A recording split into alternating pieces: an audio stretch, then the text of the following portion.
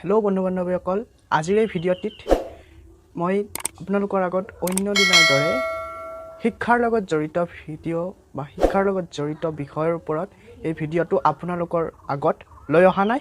আৰু এই ভিডিঅ'টিত আমি আমাৰ যিটো ব্যক্তিত্ব, এই ব্যক্তিত্বক কেনেদৰে বিকাশ কৰিব পাৰোঁ, বিকশিত কৰিব পাৰোঁ, তাৰ বিষয়ে আমি আজি এই ভিডিঅ'টিত আলোচনা কৰিম।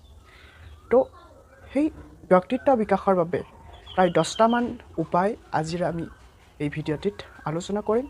যদি আপোনালোকে সেই উপায়কেইটা জানিবলৈ বিচাৰে, ভিডিঅ'টো স্কিপ নকৰি শেষলৈকে চাই থাকিব বুলি মোৰ আশা থাকিল।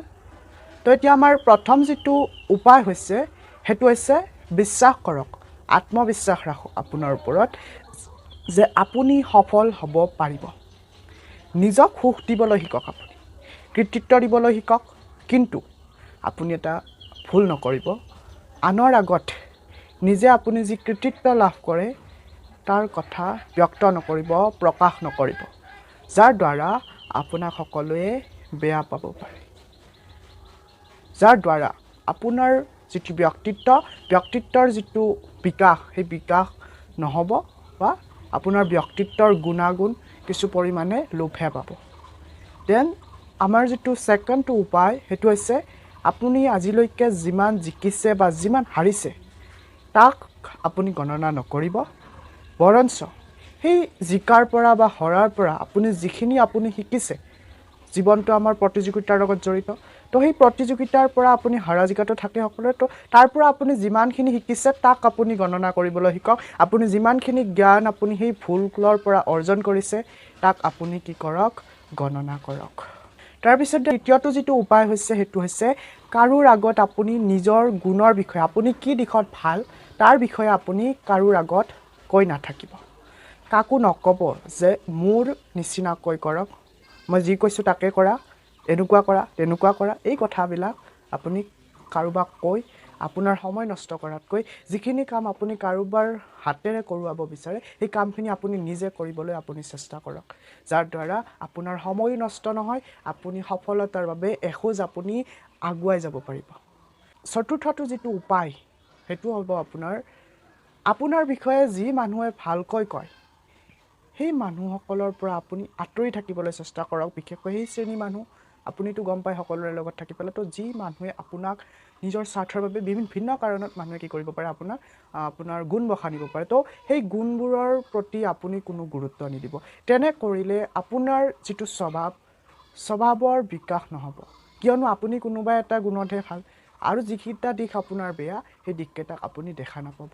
তো হিন্দী সাহিত্যৰ এগৰাকী কবি আছিলে, কবিৰ নামৰ, তেখেতে লিখিছিলে এটা কবিতাত, তেখেতৰ এনেকুৱাকৈ লিখিছিলে যে আপোনাক যোনে নিন্দা কৰে, আপোনাৰ বিষয়ে আনৰ আগত বেয়াকৈ কৈ থাকে, তেওঁক পাৰিলে আপোনাৰ ঘৰৰ চোতালত আপুনি ঘৰ বনাই পেলাই থাকিবলৈ দিয়ক, তেখেতক বাসস্থান দিয়ক, আৰু যাৰ দ্বাৰা তেখেতে আপোনাক কি কৰিব, আপোনাৰ গুণবোৰ, বেয়া দিশ, আপুনি কি দিশত বেয়া সেই দিশবোৰ আপোনাক কৈ থাকিব, আপুনি জানিব পাৰিব নিজে আপুনি কোনটো দিশত আপুনি বেয়া।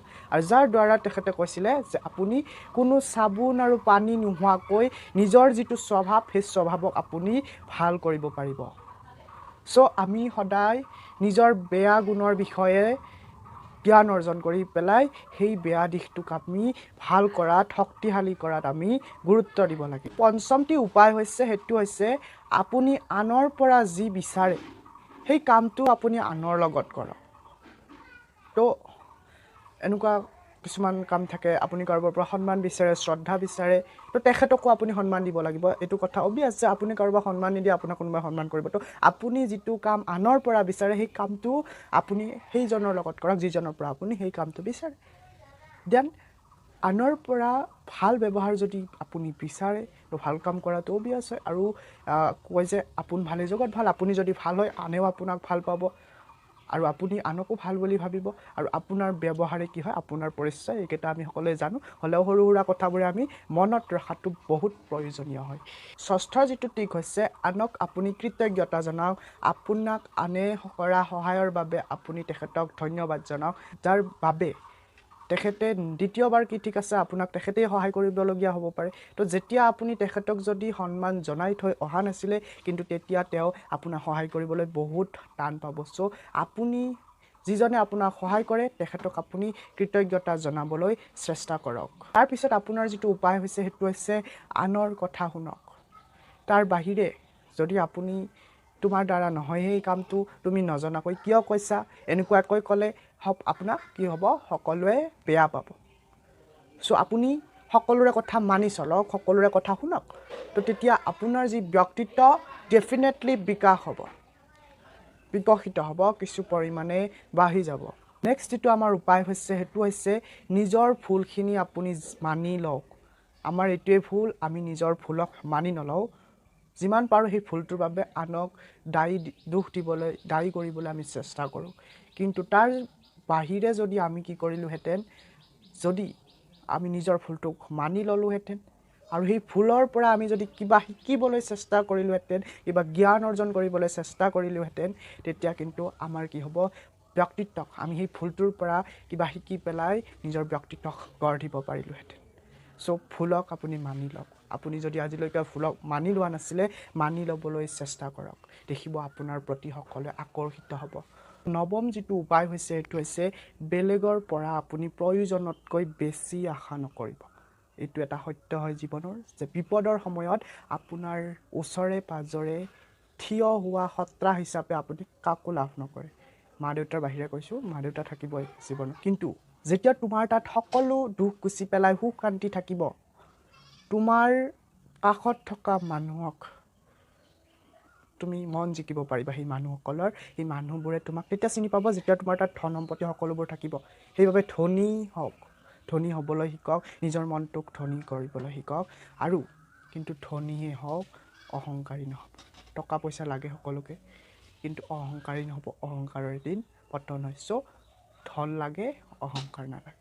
10 নম্বৰ যিটো উপায় হৈছে সেইটো হৈছে প্ৰত্যেক দিনে নিজকে আৰ্থিকভাৱে হওক বা বিভিন্ন ধৰণেৰে জ্ঞান হওক, সকলোবোৰ আপুনি অৰ্জন কৰিবলৈ চেষ্টা কৰক, যাৰ দ্বাৰা আপুনি নিজকে কি কৰিব পাৰিব, শক্তিশালী কৰিব পাৰিব। আৰু আপুনি তেতিয়ালৈকে ধন ঘটিবলৈ চেষ্টা কৰক যেতিয়ালৈকে আপোনাৰ বাবে সকলোবোৰ দামী বস্তু সুলভ মূল্যৰ বুলি আপুনি নাভাবে। কিয়নো যিয়ে তোমাক দুখীয়া হৈ থাকোঁতে কোনো গুৰুত্বই দিয়া নাছিল, তেওঁ আজি নিশ্চয় সেই সময়ত আপোনাৰ কাষ চাপিব। সেই দিনটোত, যিটো দিনত আপোনাৰ হাতত সকলোবোৰ থাকিব, সেই মানুহজনৰ আপোনাৰ তাত দৰকাৰ নাই। কিন্তু আকৌ কৈছোঁ, তেখেতক ক্ষমা কৰি পেলাই নিজৰ কাষত থাকিবলৈ দিয়ক। তেখেতে যি কৰিছিলে সেয়া কাম আপুনি মূৰ্খামি কৰি পেলাই তেওঁৰ লগত নকৰিব। অহংকাৰ নকৰিব, কিয়নো আজি আছে ধন, কালিলৈকে নাই। আজি আপুনি জীয়াই আছে, কালিলৈকে আপুনি নাথাকিব পাৰে। তো জীৱনটো খন্তেকীয়া হয়।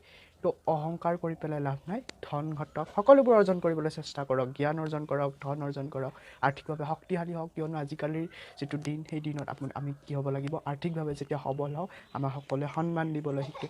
তো আপুনি আৰ্থিকভাৱে জ্ঞানৰো আপুনি ল'বলৈ শিকক। সকলোবোৰ বস্তু আপুনি অৰ্জন কৰিবলৈ শিকক। জীৱনটো যিকেইটা দিন আপুনি জীয়াই আছে, প্ৰত্যেক দিনেই আপোনাৰ বাবে এটা বিশেষ দিন, স্পেচিয়েল দিন হিচাপে আপুনি ধৰি লওক, আৰু যাৰ দ্বাৰা আপুনি সফলতাৰ পথত এখোজ আগুৱাই যাব পাৰিব। চ' বন্ধু বান্ধৱীসকল, আজিলৈ ভিডিঅ'টো ইমানেই আছিল। তো যদি আপোনালোকৰ এই ট্ৰিক্সকেইটা ভাল লাগিছে, কমেণ্ট কৰি জনাব। বা আপোনালোকে ভাবিব পাৰে এইকেইটা সৰু সৰু ট্ৰিক্স আমিও জানো, কিন্তু এইকেইটা সৰু হয়। কিন্তু এটা কথা কওঁ যে সৰু সৰু কথাবোৰে আমি কেতিয়াবা অহংকাৰ হওক, বিভিন্ন কাৰণত আমি পাহৰি যাওঁ। কিন্তু এইবিলাকে আমাৰ জীৱনৰ সত্য হয়, যিবিলাকক আমি মানি ল'ব লাগে। তো সকলোকে ভিডিঅ'টো চোৱাৰ বাবে ধন্যবাদ।